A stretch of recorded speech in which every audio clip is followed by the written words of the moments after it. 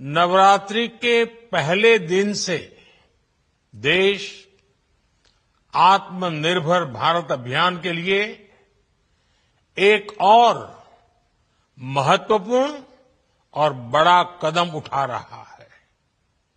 कल यानी नवरात्रि के प्रथम दिवस 22 सितंबर को सूर्योदय के साथ ही नेक्स्ट जनरेशन जीएसटी रिफॉर्म्स लागू हो जाएंगे। एक तरह से कल से देश में जीएसटी बचत उत्सव शुरू होने जा रहा है।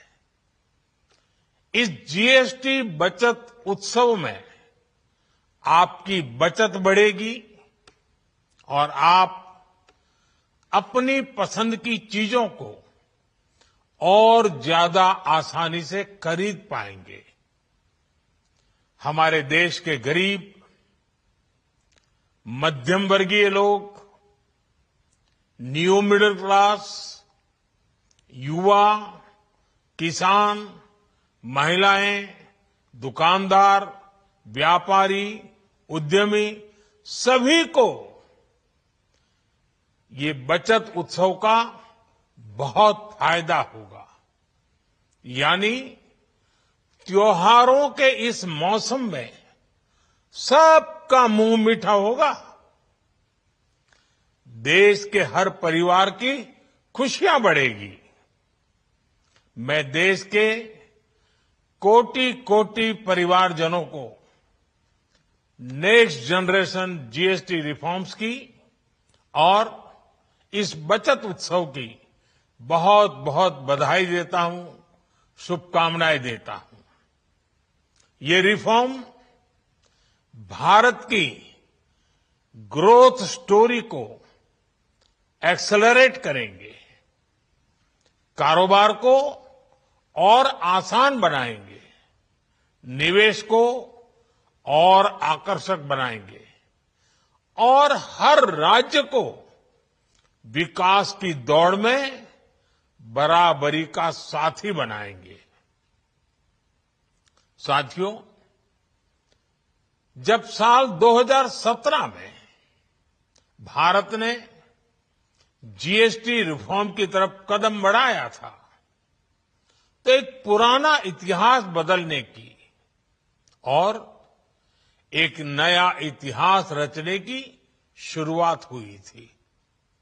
दशकों तक हमारे देश की जनता, आप सभी लोग, देश के व्यापारी अलग अलग टैक्स के जाल में उलझे हुए थे।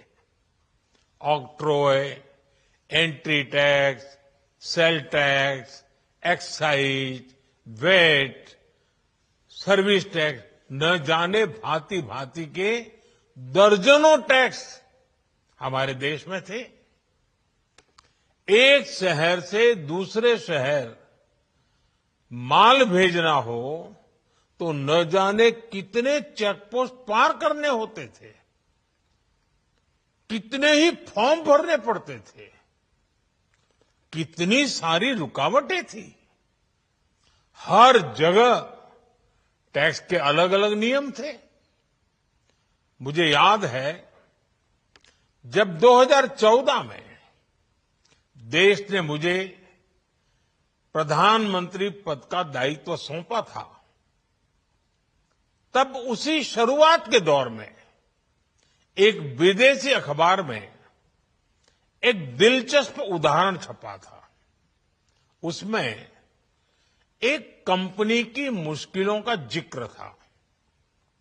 उस कंपनी ने कहा था कि अगर उसे बेंगलुरु से 570 किलोमीटर दूर हैदराबाद अपना सामान भेजना हो तो वो इतना कठिन था कि उन्होंने सोचा और उन्होंने कहा कि वो पसंद करती थी कंपनी कि पहले अपना सामान बेंगलुरु से यूरोप भेजें और फिर वही सामान यूरोप से हैदराबाद भेजे। साथियों, टैक्स और टोल के जंजाल की वजह से ये तब के हालात थे। और मैं आपको सिर्फ एक पुराना उदाहरण याद दिला रहा हूं। तब ऐसी लाखों कंपनियों को, लाखों करोड़ों देशवासियों को अलग अलग तरह के टैक्स के जाल की वजह से हर रोज परेशानी होती थी।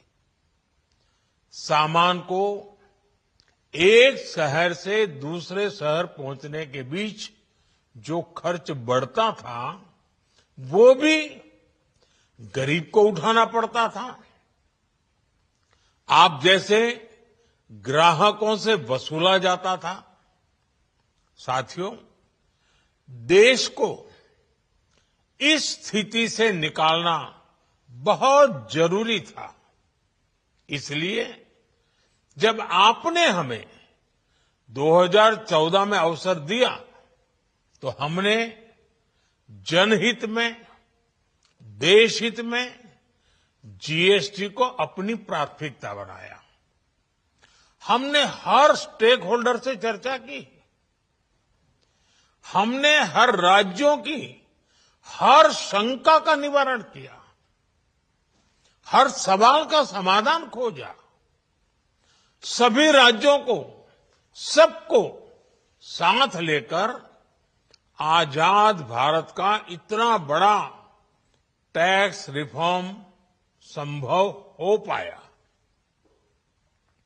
ये केंद्र और राज्यों के प्रयासों का नतीजा था कि देश दर्जनों टैक्सों के जाल से मुक्त हुआ और पूरे देश के लिए एक जैसी व्यवस्था बनी। वन नेशन वन टैक्स का सपना साकार हुआ। साथियों, रिफॉर्म एक अनवरत चलने वाली प्रक्रिया होती है। जब समय बदलता है, देश की जरूरत बदलती है, तो नेक्स्ट जनरेशन रिफॉर्म भी उतने ही आवश्यक होते हैं। इसलिए देश की वर्तमान जरूरतों और भविष्य के सपनों को देखते हुए जीएसटी के ये नए रिफॉर्म्स लागू हो रहे हैं।